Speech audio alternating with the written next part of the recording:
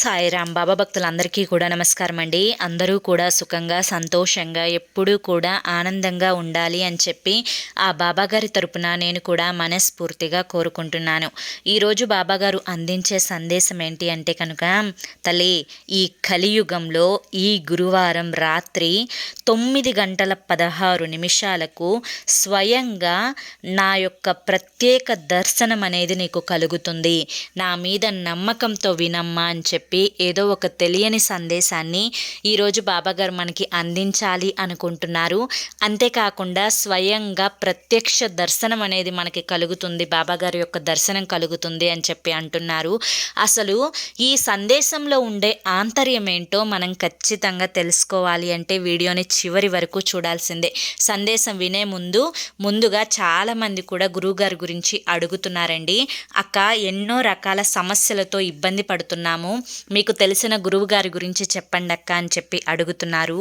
నా స్నేహితురాలు స్వయంగా తను ఎన్నో రకాల కష్టాలు పడుతున్న సమయంలో మన ఛానల్లో ఇలాగే ఈ నెంబర్ చూసి గురువుగారికి కాంటాక్ట్ అవ్వటం అయితే జరిగిందంటండి.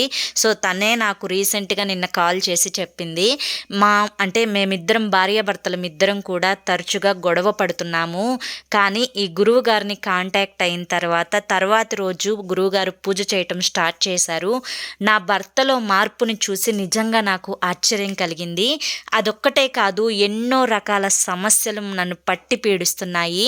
అవన్నీ కూడా ఒక్కొక్కటిగా మాయమైపోతుంటే నిజంగా నేను చాలా ఆనందపడ్డాను. గురువుగారికి థ్యాంక్స్ కూడా చెప్పాను ఫోన్ చేసి వెంటనే అని చెప్పి తను చెప్పింది. నాకు చాలా సంతోషం కలిగింది. ఎందుకంటే మన ఛానల్లో నెంబర్ చూసి నా సొంత స్నేహితురాలు కాంటాక్ట్ అవ్వటము, తన బాధల నుంచి తను బయటపడి ఆనందంగా ఉండడం నిజంగా హ్యాపీగా అనిపించింది. తన జీవితంలోనే కాదు, ఇలా చాలామంది జీవితాలలో గురువుగారు ఒక కొత్త వెలుగుని తీసుకువచ్చారు. మీ సమస్యలు ఏవైనా కానివ్వండి, ప్రేమ, పెళ్ళి, ఉద్యోగం, రాజకీయం, సంతానం లేక ఇబ్బంది పడుతున్న, భార్య భర్తల మధ్య గొడవలున్న, అప్పుల సమస్యలున్న, ధనం నిలకడలేకపోయినా, ఇలా ఎటువంటి సమస్యలకైనా గురువుగారు ఆ సమస్యకు తగిన పూజలు చేసి పరిష్కారాన్ని చూపిస్తారు. గురువుగారు చెప్పింది చెప్పినట్లు జరుగుతుందండి. నమ్మకంతో కాంటాక్ట్ అవ్వండి. Phone number 995994225552. ఖచ్చితంగా కాంటాక్ట్ అయ్యి మీ సమస్యల నుంచి బయటపడి ఆనందంగా జీవితంలో ముందడుగు వేయండి. ఇక బాబాగారి యొక్క సందేశం విషయానికి వస్తే కనుక, బిడ్డ, నేను నీకు ప్రత్యక్ష దర్శన భాగ్యాన్ని ఈ కలికాలంలో కలుగ చేయబోతున్నాను. నా మీద నమ్మకంతో వినమంటున్నారు. అసలు బాబాగారు చెప్పాలి అనుకుంటున్న సందేశంలో ఉండే ఆంతర్యం ఏంటో మనం ఈ చిన్న కథ ద్వారా తెలుసుకుందాము. ఒక ఊర్లో ఒక వ్యక్తి ఉన్నాడు. అతను యువకుడే అయినా కూడా అతని యొక్క రోజువారీ దినచర్య ఎలా ఉంటుంది అంటే, చక్కగా ఏదన్నా పనికి వెళ్ళడం, కడుపు నిండా తినడం, హాయిగా నిద్రపోవడం. అలా నిద్రపోతూ లేచేటప్పుడు, అబ్బా మళ్ళీ పనికి వెళ్ళాల్సిందేనా, నేను పని చేయాల్సిందేనా, నాకు ఈ పని తప్పకుండా కమ్మగా తిని హాయిగా నిద్రపోయేటట్లుగా ఉంటే నా జీవితం బాగుంటుంది అని చెప్పి అనుకుంటాడనమాట. ఇలా అనుకున్న కొన్ని రోజులకే తన స్నేహితుడు వచ్చి, అరే, పక్క ఊరిలో ఒక ఆశ్రమం ఉంది, ఆశ్రమంలో ఒక గురువుగారు ఉన్నారు, ఆ గురువుగారి దగ్గరికి ఎవరైతే వెళ్ళి ఆశ్రమంలో చేరతారో ఏ పని చేయకుండా చక్కగా కడుపు నిండా తిండి పెట్టి కమ్మగా నిద్రపోతారంట. నీకు ఈ పని ఇవన్నీ కూడా నచ్చవు కదా, వెళ్ళి అక్కడ చేరురా అని చెప్పి చెప్తాడనమాట. ఇక తనకు కావాల్సింది కూడా అదే కాబట్టి వెంటనే తరువాత రోజు ఆ యొక్క ఆశ్రమానికి వెళ్ళి గురువుగారి దగ్గరికి వెళ్ళి కలుస్తాడనమాట. గురువుగారితో చెప్తాడు, స్వామి, నేను ఈ ఆశ్రమంలో చేరదాం అనుకుంటున్నాను అని చెప్పి చెప్తాడనమాట. తప్పకుండా చేరు నాయనా అని చెప్పి గురువుగారు అంటాడు. అయితే స్వామి, నేను ఏ పని కూడా చెయ్యను, నాకు కడుపుకి ఇంత ముద్ద అన్నం పెడితే అది తిని హాయిగా నిద్రపోతాను, ఇదంటేనే నాకు ఇష్టం అని చెప్పి చెప్తాడు. అప్పుడు ఆ మాటలు విన్న ఆ గురువు గారికి ఏమనిపిస్తుందంటే, ఇతను చాలా అమాయకంగా ఉన్నాడు, చాలా మంచి వ్యక్తి కూడా అని చెప్పి అనుకొని, సరే నాయనా, నువ్వు ఏ పని చేయవద్దు, కాకపోతే ప్రతిరోజు ఉదయం మాత్రం నువ్వు పూజ చేసి ఒక దీపం పెట్టి నీకు నచ్చినట్లుండు, నేనేమి అనను నాయన అని చెప్పి చెప్తాడనమాట. అయితే దానికి దానికి అతనేమంటాడు అంటే, నాకు పూజ చేయడం అంటే చాలా సరదా, తప్పకుండా నేను పూజ చేస్తాను, మంచిగా తింటాను, హాయిగా నిద్రపోతాను, నాకు ఇది చాలు స్వామి అని చెప్పి అక్కడి నుంచి వెళ్ళిపోతాడు. ఇక అతను అడిగినట్లుగానే హాయిగా తింటాడు, నిద్రపోతాడు. ఇలాగే చూస్తూ నెల రోజులు గడిచిపోయింది. నెల తరువాత ఒకరోజు ఏకాదశి వచ్చిందనమాట. ఏకాదశి రోజు ఆ యొక్క ఆశ్రమంలో అందరూ కూడా ఉపవాసం ఉంటారు కనుక ఎవ్వరూ కూడా వంట చేయరు. కానీ ఈ అమాయకుడికి చాలా ఆకలిగా వేస్తుంది. బాగా ఆకలి వేసి గురువుగారి దగ్గరికి వెళ్ళి అడుగుతాడు, ఏంటి స్వామి, ఈరోజు నాకు ఇంకా ఆహారం అనేది అందలేదు, ఇంకా ఎవ్వరూ కూడా వంట చేయనట్లుగా ఉంది అని చెప్పి అడుగుతారనమాట. అప్పుడు ఆ స్వామి ఏం చెప్తారు అంటే ఆ గురువుగారు ఏం చెప్తారు అంటే, నాయనా, ఈరోజు ఏకాదశి, ఆశ్రమంలో వారందరూ కూడా ఉపవాసం ఉంటారు, ధ్యానంలో కూర్చుంటారు కనుక ఈరోజు ఎవ్వరూ కూడా భోజనం తినరు కాబట్టి వంట చెయ్యరు అని చెప్తాడు. ఆ మాట వినంగానే అమాయకుడికి కడుపులో ఒక బండ పట్టినట్టుగా ఉండి వెంటనే గురువుగారిని అడుగుతాడు, స్వామి, నేను ఆకలిగా ఉండటం అంటే అది నా వల్ల కాని పని కనుక మీరు ఈ ఒక్క చిన్న పని చేయండి, నా వంట నేను చేసుకుంటాను అని చెప్పి అడుగుతాడనమాట. సరే నాయనా, నువ్వేమి మా కోసం అని చెప్పి ఉపవాసం ఉండాల్సిన అవసరం లేదు, నీ వంట నువ్వు చేసుకో, కాకపోతే ఆశ్రమంలో వద్దు, ఎందుకంటే ఆ యొక్క సువాసనలు అనేవి వస్తూ ఉంటే మిగతా ఉపవాసం ఉన్న వాళ్ళకి కొంచెం ఇబ్బందిగా అనిపిస్తుంది, నువ్వు ఎక్కడికన్నా బయటకి కావలసిన సామాన్లు పట్టుకొని వెళ్ళి ఆరు బయట చేసుకోపో అని చెప్తాడనమాట. సరేనని చెప్పి అతనికి కావలసిన గిన్నెలు, తెపాలాలు, ఇంకా సరుకులు ఇవన్నీ తీసుకొని ఒక చెరువు గట్టుకు వెళ్ళి తనకి కావలసినట్లుగా మంచిగా రొట్టెల్ని చేసుకొని తిందామని చెప్పి అనుకొని ఇక గురువుగారికి చెప్పి బయలుదేరి ఆశ్రమంలో నుంచి వెళ్ళబోయేటప్పుడు గురువుగారు ఒక్కసారి వెనక్కి పిలుస్తారు. నాయనా, నువ్వు వంట చేసుకున్న తర్వాత నువ్వు తినే ముందు రామయ్యకి మాత్రం ఖచ్చితంగా నువ్వు పలహారం పెట్టినాక మాత్రమే నువ్వు భోజనం చేయాలి, గుర్తుంచుకో అని చెప్తాడనమాట. ఇక తను సరేనని చెప్పి దానికి ఇక వెళ్ళి మొత్తం చేసుకొని చపాతీలు, రొట్టెలు ఇవన్నీ కూడా చేసుకొని ఆరు బయట తిందాము అనుకునే ముందు గురువుగారు చెప్పిన మాట గుర్తొచ్చి, రామయ్య, భోజనం సిద్ధమైంది, రావయ్య తిందుగాని అని చెప్పి అమాయకంగా పిలుస్తాడనమాట. అలా 2 సార్లు పిలిచిన తర్వాత సాక్షాత్తు ఆ శ్రీరామచంద్రుడే ఆకాశం నుంచి దిగి వచ్చి, ఏంటి నాయన పిలిచావు అంటే, మీరు పలహారం కనుక భుజిస్తే మీరు తిన్న తర్వాత నేను తింటాను అని చెప్తాడనమాట. ఇక రామయ్య తండ్రితో పాటు సీతమ్మ తల్లి కూడా వస్తుంది.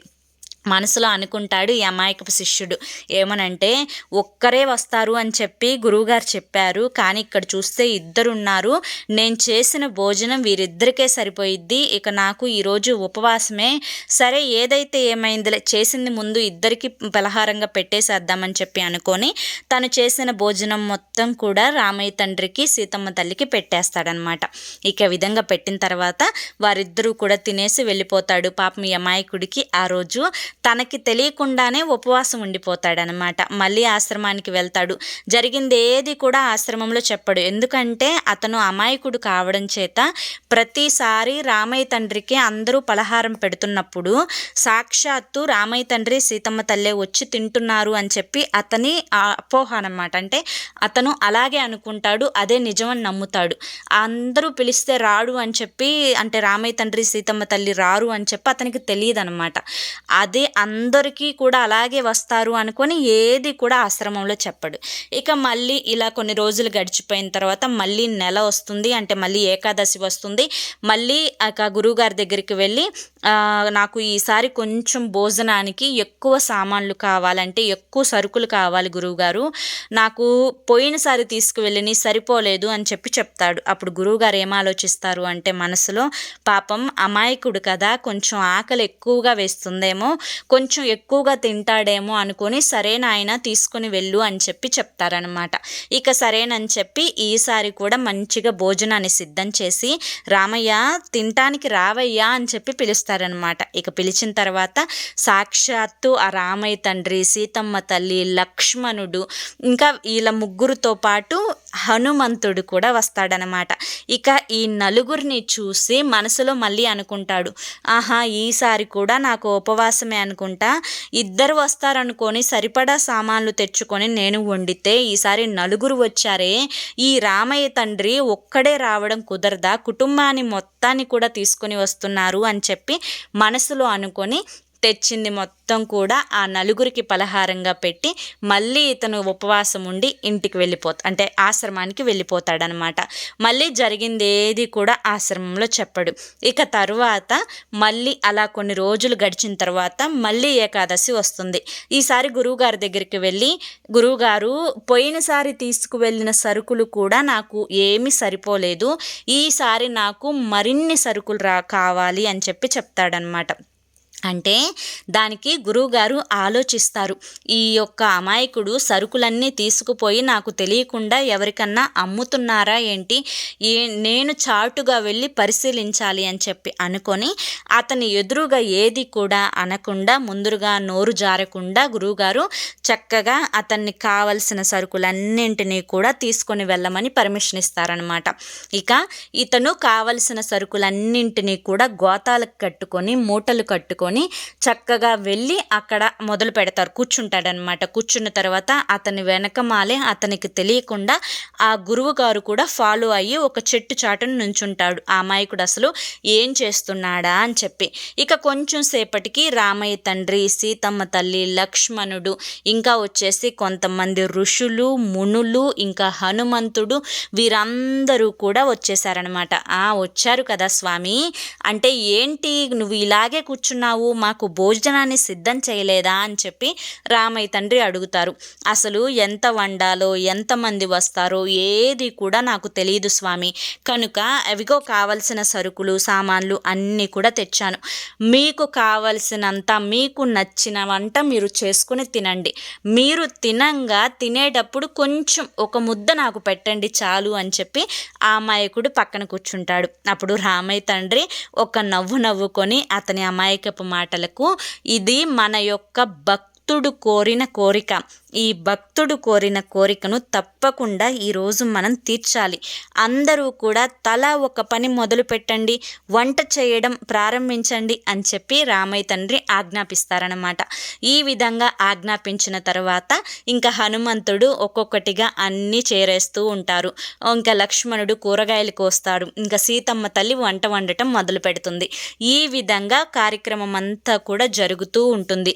కానీ చాటున నుంచొని చూస్తున్న ఆ గురువు గారికి ఎవ్వరూ కనిపించరు. అతను ఒక్కడే, అంటే ఆ శిష్యుడు ఒక్కడే చాప మీద కూర్చొని అంత దిక్కులు చూస్తున్నట్లుగా కనిపిస్తాడు. అప్పుడు గురువుగారి మనసులో ఏమనుకుంటారు అంటే, ఈ అమాయకుడేంటి వంట చేసుకుంటానని చెప్పి ఇక్కడికి వచ్చి సైలెంట్గా కూర్చుంటున్నాడు అని చెప్పి అనుకుంటారనమాట.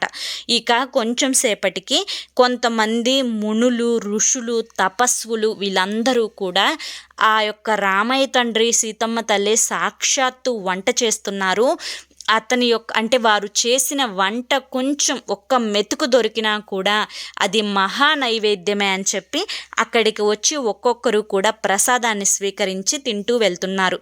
ఈ అమాయకుడు అక్కడ కూర్చొని మనసులో ఏమనుకుంటారు అంటే, వామ్మో ఎంతమంది వస్తున్నారు, ఎంతమంది తింటున్నారు, ఈ రోజైనా నాకు ఉంటుందో లేదో అని చెప్పి అనుకుంటూ ఉంటాడనమాట.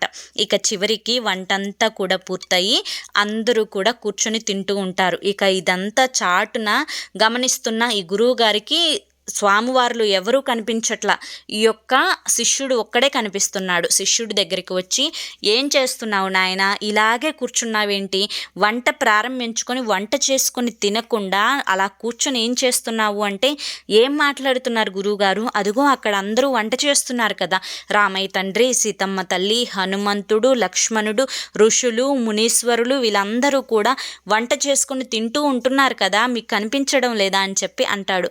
ఎవరు నాయన, ఏం మాట్లాడుతున్నావు, రామయ్య తండ్రి వంట చేయడం ఏంటి, సీతమ్మ తల్లి అన్నం వండటం ఏంటి అని చెప్పి అడుగుతాడనమాట. అదేంటి మీకు కనిపించట్లేదా అని అడుగుతాడు మళ్ళీ అమాయకంగా శిష్యుడు. నాకెవరూ కనిపించట్లేదు నాయన అని చెప్పేసరికి ఇక ఈ శిష్యుడికి కోపం వస్తుంది. రామయ్య తండ్రి దగ్గరికి వెళ్ళి, స్వామి ఎందుకు మీరు నా గురువుగారికి కనిపించడం లేదు, నాకు మాత్రమే ఎందుకు కనిపిస్తున్నారు, ఆ గురువుగారు చేసిన తప్పేంటి, అతను ఇంత వంట మీరు చేస్తూ ఉంటే అతను కూడా నైవేద్యాన్ని నైవేద్యాన్ని తింటారు కదా అని చెప్పి అనగా, మీ యొక్క గురువు ఎవరైతే ఉన్నారో అతను నన్ను పూర్తిగా నమ్మడం లేదు కనుక అతను చక్కగా మంచిగా పూజలు చేస్తాడు, కానీ నేనంటూ ఒకరిని వస్తాను అని అతనికి నమ్మకం లేదు అని చెప్పి చెప్తాడనమాట. ఇక అదే మాట శిష్యుడు గురువుకి చెప్తాడు, మీకు నమ్మకం లేదంట స్వామి అని చెప్పి. ఇక అతనికి ఏం చెప్పాలో ఆ గురువుకి అర్థం కాక కళ్ళల్లో నీళ్ళు వచ్చేస్తూ ఉంటాయన్నమాట. ఇక ఆ గురువు ఏడుస్తుంటే చూడలేని శిష్యుడు రామయ్య తండ్రి మీద కోప్పడతాడు. ఏంటి అంటే, స్వామి నా యొక్క గురువు కన్నీరు పెడుతున్నారు, నా గురువుకు ఒక్కసారి మీరు కనిపించండి, నా గురువు చాలా తెలివైన వాడు, చాలా గ్రంథాలు చదివాడు, నిత్యం దీపారాధన చేస్తూ ఉంటారు, నిత్యం పూజలు చేస్తూ ఉంటారు, అటువంటి పూర్తి జ్ఞానికి మీరు కనిపించకపోవడం ఏంటి అని చెప్పి అనగా, అతను పూర్తి జ్ఞానే నాయన, కానీ నేను వచ్చి నైవేద్యాన్ని తింటాను అని చెప్పి అతను నమ్మడం లేదు, అతనికి నా మీద పూర్తి నమ్మకం లేదు, అసలు నేను వస్తాననే ఆయనకి తెలియదు అని చెప్పి అడుగు కావాలంటే అనగా, ఇక ఆ మాటలకు కూడా గురువుగారికి కన్నీళ్ళు వస్తాయన్నమాట. ఇక ఆ మాట చెప్పిన తర్వాత వారందరూ కూడా తినేసి కాస్త వీళ్ళిద్దరికీ కూడా కొంచెం నైవేద్యాన్ని పెట్టేసేసి వెళ్ళిపోతారనమాట. వెళ్ళిపోయిన తర్వాత శిష్యుడు జరిగిందంతా కూడా ఇదే జరుగుతుంది ప్రతి ఏకాదశికి అని చెప్పి చెప్పగా, అప్పుడు గురువు కూర్చొని బాధపడతాడు. నిజంగానే దేవుడికి నైవేద్యం పెడుతున్నాము అంటే అదొక మొక్కుబడిగా తీసుకొని వెళ్ళి పెడుతున్నామే, కానీ దేవుడు నిజంగా వచ్చి తింటాడు అని చెప్పి నమ్మని నాలాంటి అజ్ఞానులు చాలామంది జ్ఞానవంతులుగా మేము చాలా ఫీల్ అయిపోతూ ఉంటాము, కానీ నీలాంటి అమాయకులకే దేవుడి యొక్క నిజరూప దర్శనం అనేది కనిపిస్తుంది, నువ్వు చాలా అదృష్టవంతుడివి నాయన అని చెప్పి అతన్ని చాలా ప్రేమగా ఆప్యాయతగా దగ్గరికి తీసుకొని ఇద్దరు కలిసి ఆశ్రమానికి వెళ్తారనమాట. ఇక ఈ కథ ద్వారా బాబాగారు మనకి చెప్పాలి అనుకుంటున్న నీతి ఏంటి అంటే కనుక, బిడ్డ నేను ఉన్నాను అని చెప్పి నీకు తెలుసు, నీ యొక్క బాధలని చెప్పాలి అని నాకు తెలుసు, నీ యొక్క కష్టాలని నేను తీరుస్తాను అని చెప్పి నువ్వు ఎంతవరకు నమ్ముతున్నావు? ఒక్కసారి ఈ నిజం నాకు చెప్పు. ఎందుకంటే నీ యొక్క కష్టాలను నేను తీరుస్తానా అనే ఒక సందిగ్ధంలో 100కి నువ్వు నా మీద నమ్మకం పెట్టుకున్నది కేవలం ఒక 20% మాత్రమే. మరి మిగతా 80% నమ్మకం ఏమైపోయిందమ్మా అంటే, నేను ఇలా అంటున్నాను అని చెప్పి నీకు బాధగా అనిపించవచ్చు, నువ్వు ఒప్పుకున్నా ఒప్పుకోకపోయినా ఇదే కదా తల్లి వాస్తవం, ఇదే కదా తల్లి జరుగుతుంది.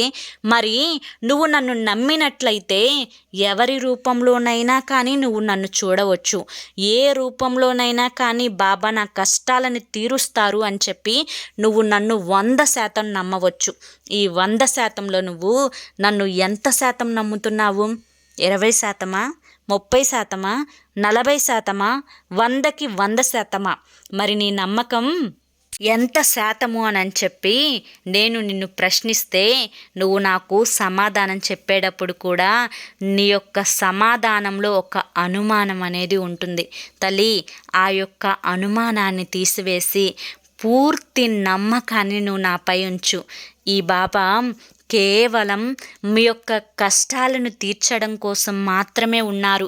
ఈ సందేశం నీ వరకు చేరింది అంటే అది నేను వెనుక ఉండి నీ వరకు చేరాలి అని చెప్పి నేను నిర్ణయించుకోబట్టే నీ వరకు చేరింది. కనుక నువ్వు ఇకపై దేని గురించి కూడా అనుమానపడకుండా నేను ఉన్నాను అని చెప్పి కనుక నువ్వు నమ్మినట్లయితే ఈ రాత్రి, ఈ గురువారం రాత్రి నీకు 9:16 నేనే స్వయంగా నా యొక్క ప్రత్యక్ష దర్శన భాగ్యం కల్పిస్తాను. కనుక నువ్వు నన్ను పూర్తిగా నమ్మొచ్చమ్మా అని చెప్పి ఈరోజు బాబాగారు మనకి చాలా చక్కటి సందేశాన్ని అందించారండి. మరి ఈ సందేశంలో ఆంతర్యంలో ఉండే అర్థం ఏంటో మనకి ఇప్పటికే పూర్తిగా తెలిసిపోయింది. నిజంగా మనల్ని మనం ప్రశ్నించుకున్నట్లయితే బాబాగారిని ఎంతవరకు నమ్ముతున్నాము, ఎంత శాతం నమ్ముతున్నాము అని చెప్పి మనం మనసుని అడిగి మనసులోనే సమాధానం చెప్పుకుంటే సరిపోతుంది. ఈ వీడియో నచ్చింది అనిపిస్తే ఒక చిన్న లైక్ ఇవ్వండి. కింద కామెంట్ సెక్షన్లో ఓం సాయిరామ్ అని చెప్పి టైప్ చేయండి. అదేవిధంగా మరి కొంతమంది బాబా భక్తులకు వీడియోని షేర్ చేయండి. రేపు మరొక సందేశంతో తప్పకుండా మళ్ళీ కలుసుకుందాం. అంతవరకు కూడా బాబా ఆశీస్సులు మీపై ఉండాలి అని చెప్పి మనస్ఫూర్తిగా కోరుకుంటూ సర్వే జన సుఖినో భవంతు. ఓం సాయిరామ్.